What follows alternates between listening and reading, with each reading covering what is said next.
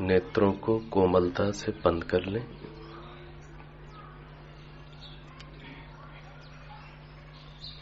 सर्वव्यापक प्रभु के प्रति स्वयं को जागरूक बनाएं। पूर्ण विश्वास करें कि ईश्वर अभी और यहीं सर्वत्र विराजमान है।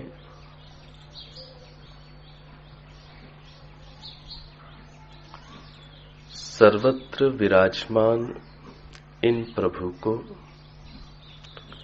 ओम नाम से संबोधित करने का अभ्यास करेंगे।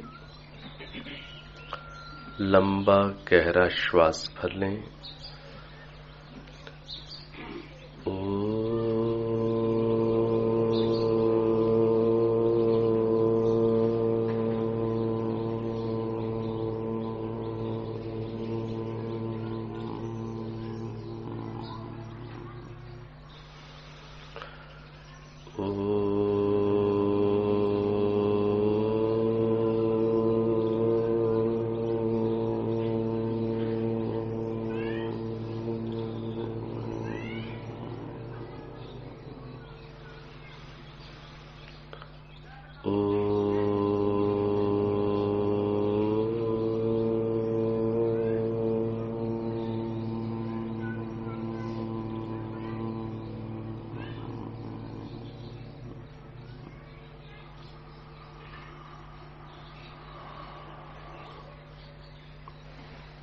सभा में समुपस्थित सम्मान के योग्य आचार्य श्री जी,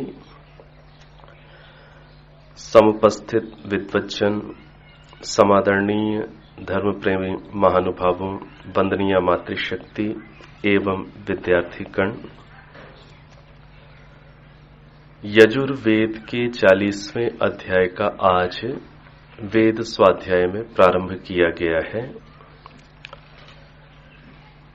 यह जो अध्याय है यह अत्यंत मुख्य अध्याय है। यजुर्वेद, जैसा कि आप जानते हैं कि यजुर्वेद के अंदर मुख्य रूप से हम जीवन में किस प्रकार के कर्मों को करें, किस प्रकार से कर्मों को करते हुए हम स्वयं का विकास करें और समाज को विकसित करें, इन सारी बातों का वर्णन यजुर्वेद में मुख्य रूप से है। यजुर्वेद में कुल 40 अध्याय हैं और ये जो सबसे अंतिम अध्याय है, समस्त कर्मों को करते हुए हमें पहुंचना कहां है, कर्मों को करते हुए आखिर हमें लक्ष्य क्या बनाना है, उद्देश्य क्या बनाना है, इस बात का बहुत ही सुंदर वर्णन और स्पष्टीकरण इस अंतिम अध्याय में किया गया है। कई बार विभिन्न प्रकार की मान्यताओं को आप भी सुनते होंगे। योग के विषय में कई प्रकार की मान्यताएं वर्तमान में प्रचलित हैं और आर्य समाज से इतर अन्यत्र आपको ये बातें सुनने को मिल सकती हैं कि कर्म योग कोई अलग चीज है, भक्ति योग कोई अलग चीज है, प्रेम योग, कर्म योग, भक्ति योग, इस प्रकार से अलग अलग प्रकार से योग को वर्णित किया जाता है।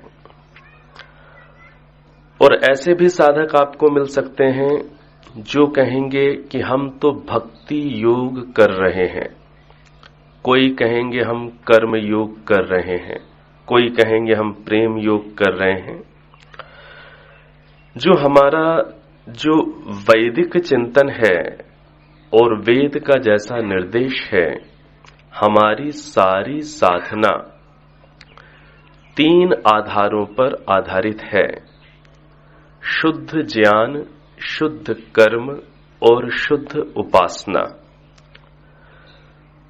जो वैदिक पद्धति से चलने वाला साधक है वह शुद्ध ज्ञान को भी अर्जित करने में प्रयत्न करता है, समय लगाता है, और इसके साथ साथ फिर शुद्ध कर्म का तात्पर्य क्या है? निष्कामता के साथ कर्म करने का वह प्रयास भी करता है, और उसके साथ साथ फिर वही साधक, वही व्यक्ति प्रतिदिन उपासना ध्यान का भी अभ्यास करता है।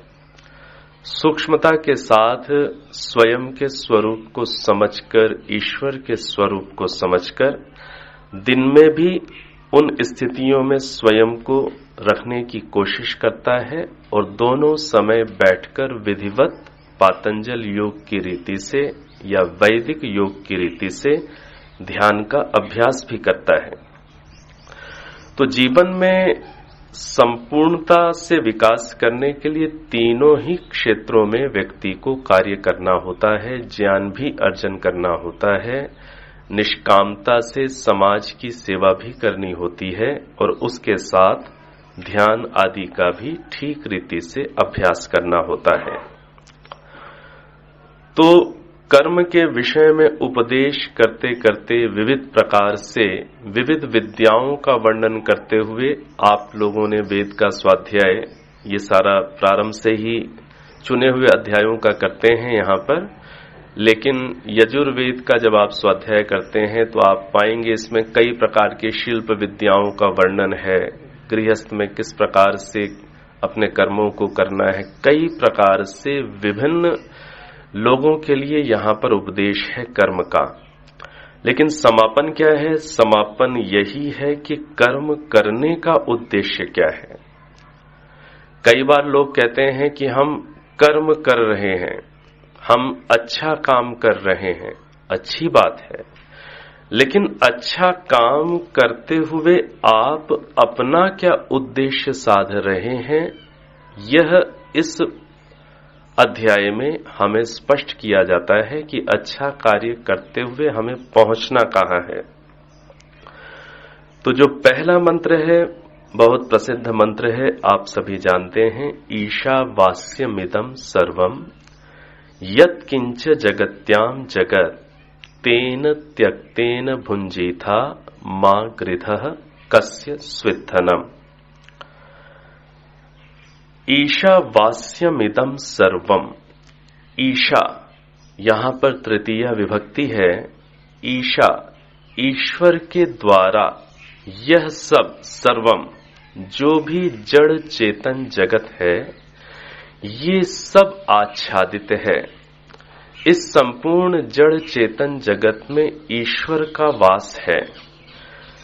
यत्किंच जगत्याम जगत, इस गतिशील जगत के अंदर जो भी पदार्थ हैं उन सब में ईश्वर का वास है, ईश्वर से ही ये सब आच्छादित हैं। तेन त्यक्तेन भुंजीथा, इस कारण से त्याग पूर्वक भोग करना चाहिए। मां गृधः, लोभ नहीं करना चाहिए। कस्य स्विद्धनम, यह धन, ये सारा वैभव किसका है, ये इस मंत्र का भाव है जो मैंने आपके समक्ष कहा। अब इस पर थोड़ा सा हम लोग अपना चिंतन करें, कुछ विचार करने का प्रयास करें। सामान्य लौकिक उदाहरण से समझने का प्रयास करें कि जो कोई व्यक्ति जहां रहता है उसका वहां पर अधिकार और स्वामित्व होता है।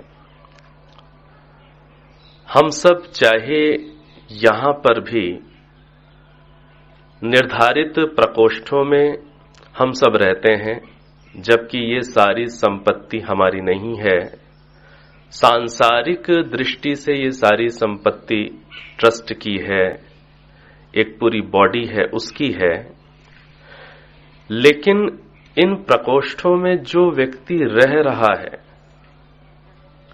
उसके अंदर रहते हुए दूसरा व्यक्ति उतने काल के लिए उसी को स्वामी मानता है।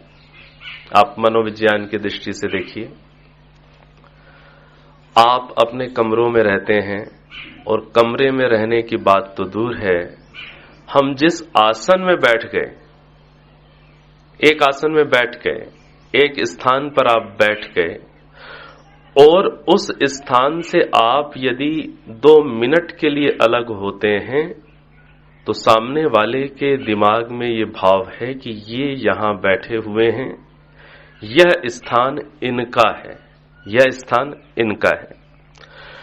तो जो व्यक्ति जहां पर वास करता है वहां पर उसका स्वामित्व हम व्यवहार में, लोक में भी स्वीकार करते हैं और उसी के आधार पर हमारा लेन देन, शिष्टाचार, व्यवहार सारा कुछ आधारित है।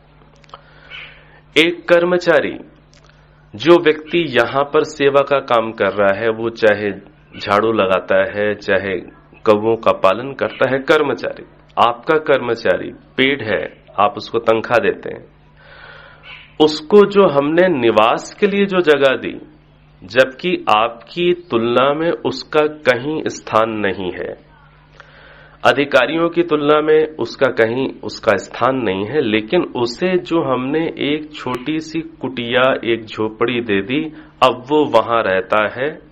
तो जब हम वहां जाते हैं तो हम दरवाजा खटखटाते हैं और दरवाजा खटखटाते हैं और उसके बाद हम पूछते हैं क्या मैं अंदर आ सकता हूं। जो भी थोड़ा सा शिष्टाचार को जानने वाला व्यक्ति होगा वो उससे भी पूछेगा थोड़ा सा अंदर काम है, हम आ जाएं। अर्थात जहां पर व्यक्ति रहता है वहां उसका स्वामित्व और अधिकार होता है। अब यही चीज ईश्वर पर घटा लें। जो व्यक्ति जहां पर पहले से रह रहा है वहां पर उसका स्वामित्व है, वहां पर उसका अधिकार है। ये जो हमारा प्रकोष्ठ है, हमारा कमरा है, क्या इस स्थान पर हमसे पहले भी कोई रह रहे हैं? ईश्वर रह रहे हैं। ईशावास्यमिदं सर्वम सर्वम यत् किंच जगत्याम जगत। इस गतिशील जगत में जो भी जड़ चेतन है, सर्वम सभी जगह ईश्वर का वास है। जब सब जगह ईश्वर का वास है और मेरे से पूर्व है और सदा है, ये बात, ये तर्क यदि दिमाग में बैठ जाए तो हमारा स्वस्वामी संबंध जल्दी टूट सकता है, बहुत जल्दी टूट सकता है। कि मैं जहां बैठा हूं, मैं जिस भी चीज का प्रयोग कर रहा हूं, उस चीज में पहले से ही वो बैठा हुआ, उसका वास है। तो जब उसका वास है तो स्वामित्व उसका है। मेरे भवन में स्वामित्व उसका है, मेरे प्रयोग में लाने वाली वस्तुओं में स्वामित्व उसका है, क्योंकि वह पहले से वहां है। तो जब उसका स्वामित्व है तो मुझे फिर जिसे कहते हैं उसी का पदार्थ को मानते हुए उपभोग करना चाहिए, ना कि पदार्थ को स्वयं का मानते हुए उपभोग करना चाहिए। और जैसे ही हम पदार्थ को उसका मानते हुए उपभोग करते हैं तो स्वतः त्याग घट जाएगा, स्वतः त्याग घटेगा। आया ना, तेन त्यक्तेन भुंजिता। तेन, ये यहां पर जो तेन आया है ये हेतु के रूप में आया, हेतु को प्रदर्शित करने के लिए आया। और हेतु क्या कह दिया? हेतु पहले कह दिया ईशावास्यमिदं सर्वम, ये हेतु है। तेन त्यक्तेन भुंजिता, इस कारण से त्याग पूर्वक भोग करना चाहिए, लोभ नहीं करना चाहिए।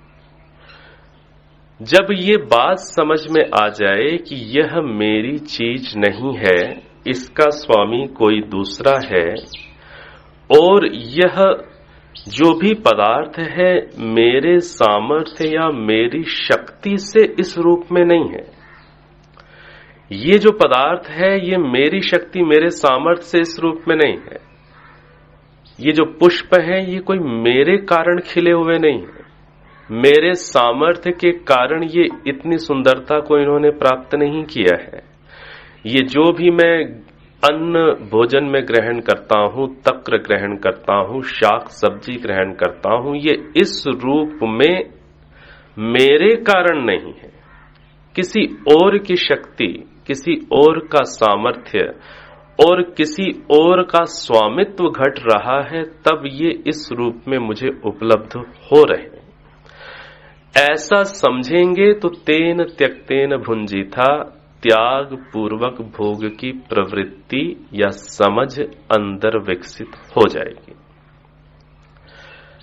अब इस मंत्र का ऊपर अर्थ करते हुए या कई बार प्रवचन करते हुए भी इस बात को कह दिया जाता है कि तेन त्यक्तेन भुंजीथा मां गृधः, लोभ मत कर। किसका लोभ मत कर? दूसरे की वस्तु पर लोभ ना कर। अब यहां पर ये जो बात है, दूसरे की वस्तु पर, पदार्थ पर लोभ की दृष्टि ना डाल, इसको कई बार हम लोग आपस में घटा लेते हैं। आपस में कैसे घटा लेते हैं कि यह चीज दूसरे की है, तो कई बार इसका अर्थ दिमाग में व्यक्ति ऐसे लेने लग जाता है कि यह चीज दूसरे की है, ये प्रियेशी की वस्तु है और इस कारण से मुझे इसमें लोभ नहीं करना चाहिए। लेकिन एक चीज बड़ी विचार करने की है कि जब एक और तो हम ये कह रहे हैं कि यह चीज मेरी नहीं है, जब कोई चीज मेरी नहीं हो सकती तो वो चीज दूसरे की कैसे हो सकती? सोचने की चीज। इसका मतलब ये नहीं है कि मैं सबकी चीजों पर कब्जा कर लूं, लेकिन दार्शनिक दृष्टि से यह विचार करने की बात है कि जो चीज मेरी नहीं हो सकती वो दूसरे की कैसे हो सकती है। और यहां पर अर्थ में ये करूं कि दूसरे के धन पर लोभ ना कर। अरे जो धन मेरा आपने नहीं सिद्ध होने दिया, दूसरे का कैसे हो जाएगा? दूसरे का कैसे हो जाएगा? तो ये जो अर्थ है कि दूसरे के धन पर लोभ ना कर, यहां पर दूसरा यदि हम व्यक्तियों के आधार पर अपने जैसा दूसरा व्यक्ति मानते हैं तो वो अर्थ भी एक दृष्टि से घटाया जा सकता है, सारे अर्थों को घटाया जा सकता है, लेकिन वो सूक्ष्म अर्थ नहीं। जो चीज मेरी नहीं हो सकती है वो चीज आपकी भी नहीं हो सकती। क्यों नहीं हो सकती? इसलिए नहीं हो सकती कि ईशावास्यमिदं सर्वम, सर्वम शब्द है।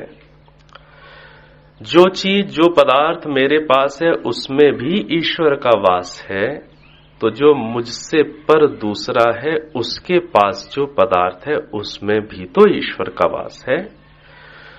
तो यहां पर हमें इस चीज को गहराई से आत्मसात करना होता है, अनुभूति के स्तर पर अनुभव करना होता है कि जो मेरे पास है ना वह मेरा, और जो दूसरे के पास है ना वह उसका।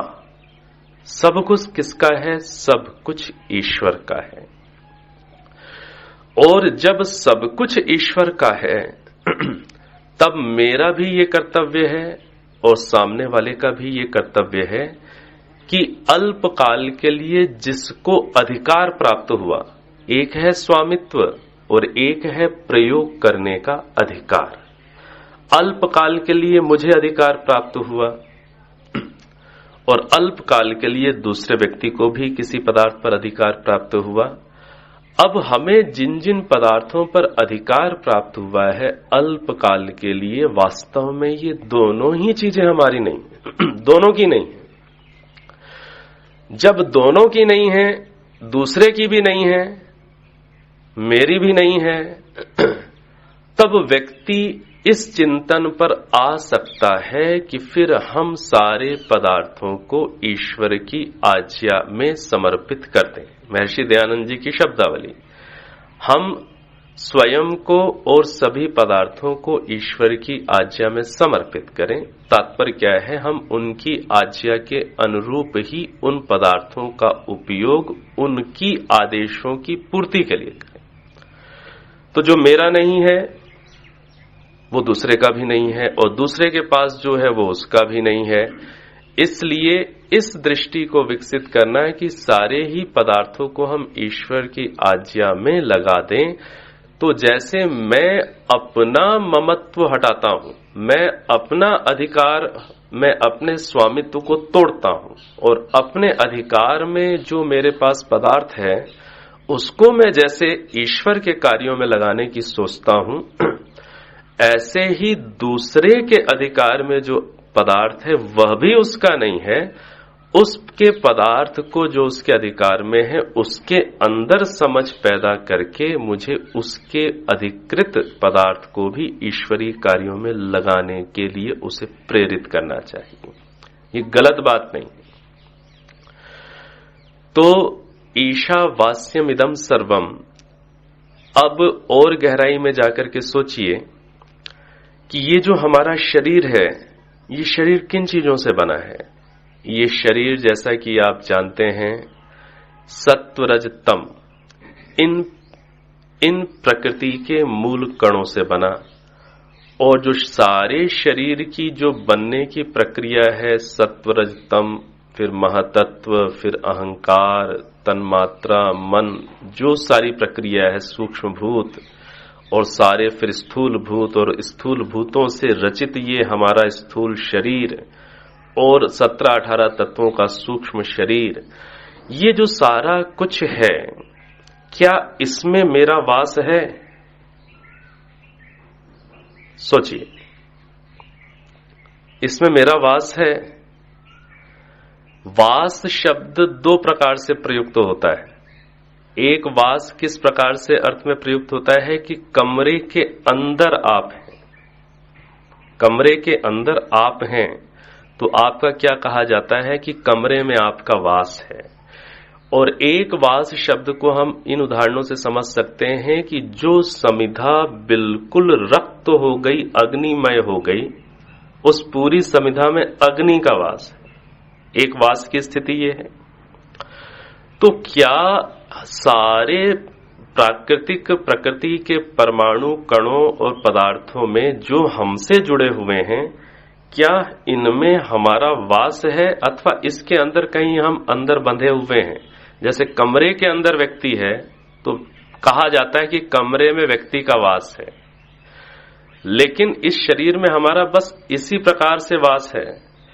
लेकिन जैसे अग्नि का वास समिधा में है, जिस प्रकार से रुई के अंदर जल का वास है, जो आप उदाहरण देते हैं व्याप्य व्यापक संबंध को समझाने के लिए, ऐसे समस्त कणों में इस शरीर में वास ईश्वर का है, ईश्वर का वास है। तो जब ईश्वर का वास है तो उन्हीं का इस शरीर को मान करके चलना, उन्हीं को इस शरीर का स्वामी मान करके चलना, और जैसे शरीर के स्तर पर परमाणु और कणों के ऊपर चिंतन करते हुए उनमें भी ईश्वर का ही पूर्णतः वास सिद्ध करते हुए जब आप मनन करते हुए समझ को बनाएंगे तो ये सारा शरीर ईश्वर का अनुभूति में चला आएगा, प्रतीति में आ जाएगा। और ऐसी स्थिति आते ही फिर हमारी साधना एक, जिसे कहते हैं उच्च आयाम को स्पर्श कर लेगी। और जब हमें ये बात समझ में आ जाए, देखिए इस बात को समझिए, कभी ऐसा नहीं होगा, कभी ऐसा नहीं घट सकता कि शरीर को तो मैं अपना मानूं और फूल को मैं ईश्वर का मान लूं। असंभव है ये चीज असंभव है। मैं शरीर को तो अपना मानूं, मन बुद्धि अहंकार को, इस सारी बनावट को तो मैं अपना मानूं, अपना हक मानूं, और मैं अपनी तिजोरी में रखे हुए पैसे को ईश्वर का मान लूं, असंभव, हो ही नहीं सकता ऐसा। जो चीजें हैं वो अलग प्रकार से मानी जाती हैं, आप मन से सोच तो सकते हैं कि ये चीज ईश्वर की है, जो तिजोरी में रखा हुआ धन है, ये पुत्र, ये पौत्र, ये नाती पोते ईश्वर के हैं, आप सोच तो सकते हैं, अनुभव नहीं कर सकते। दो बातें।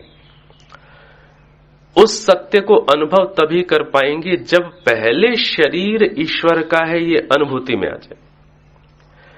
ये शरीर ईश्वर का है ये अनुभूति में आते ही फिर पुत्र, पौत्र, धन, धान्य जो कुछ भी है वो सोचने के स्तर पर नहीं, अनुभूति के स्तर पर आप ईश्वर का वहां महसूस कर लेंगे। इसलिए साधना के क्षेत्र में सारी की सारी जो साधना है, सारी की सारी साधना इसी शरीर के अंदर होनी है। जो ममत्व तोड़ना है वो अभी क्या होता है, कई बार हम सीधे बाहर से तोड़ना शुरू करते हैं। सूरज, चांद, सितारों पर विचार करना शुरू अधिक कर देते हैं कि ये सब ईश्वर की रची हुई चीज है, लेकिन जो सबसे निकटस्थ पदार्थ है वह ईश्वर का रचा समझ में नहीं आया। तो सूरज, चांद, सितारों को ईश्वर का रचा हुआ आप मानसिक स्तर पर मनन करके बुद्धि तो बना सकते हैं, अनुभूति में नहीं जा सकते। ये बात समझ में आ रही कि नहीं आ रही? समझ में आती है ये बात? अनुभूति में जाना है तो सारा काम ये जो 3.5 हाथ का शरीर है बस इसी में लग कर करना है और अधिक बाहर ना जाएं। जितना काम इस शरीर में आप सिद्ध कर लेंगे उसके बाद आप आंख खोलेंगे तो आपको बाहर की पदार्थों को देखते हुए भी अनुभूतियां होने लग जाएंगी। नहीं, यहां काम नहीं किया गहरा, बाहर के पदार्थों को देखकर आप मानसिक अक्लिष्ट वृत्ति को उठा उठाकर एक अक्लिष्ट वृत्ति की समझ विकसित कर सकते हैं, इससे अधिक कुछ नहीं कर सकते। तो इस प्रकार से हम ईश्वर के जो उपदेश हैं, इन उपदेशों को हम गहराई से समझें और इन उपदेशों को हम गहराई से तभी समझ पाते हैं जब हम ज्ञान, कर्म और उपासना को प्रायोगिक स्तर पर जीवन में लाने का प्रयत्न करते चले जाते हैं। जितना अधिक हम ध्यान की गहराइयों में उतरते हैं, जितना अधिक हम आध्यात्मिक अनुभूतियों में उतरेंगे, उतना ही अधिक यह वेद के मंत्र हमें अलग दृष्टि दे सकेंगे। इसलिए इस बात को समझना चाहिए कि ये जो वेद के जो मंत्र हैं, ये कभी भी केवल शास्त्र पढ़ने मात्र से नहीं खुल सकते। इसको अच्छे प्रकार से समझ लेना चाहिए। हम कितनी ही अच्छी व्याकरण को पढ़ लें, कितना ही अच्छा हमारा दर्शन हो, कितना ही शतपथ ब्राह्मण हो, लेकिन यदि अध्यात्म की अनुभूतियां हमसे नहीं जुड़ी होंगी, ध्यान में हमारी गति नहीं होगी, तब यह वेद के मंत्र हमको उस स्तर पर नहीं खुल सकते। तो जिस प्रकार से हम विद्या अर्जन के लिए पुरुषार्थ करते हैं, शास्त्र में समझ बनाने के लिए पुरुषार्थ करते हैं, वेद को मुझे गहराई से जानना है तो उसके साथ साथ मुझे ध्यान का अभ्यास, आध्यात्मिक श्रवण, मनन, निधिध्यासन, आत्मनिरीक्षण, ये सारी चीजें भी साथ चलानी पड़ेंगी। तब कहीं जाकर हम प्रभु की वाणी को गहराई से समझ पाएंगे। तो ये मैंने आपके समक्ष कुछ निवेदन रखा है। अब मैं अपनी वाणी को यहीं पर विराम देता हूं। आप सबने सुना धैर्यपूर्वक, इसलिए आप सबका धन्यवाद।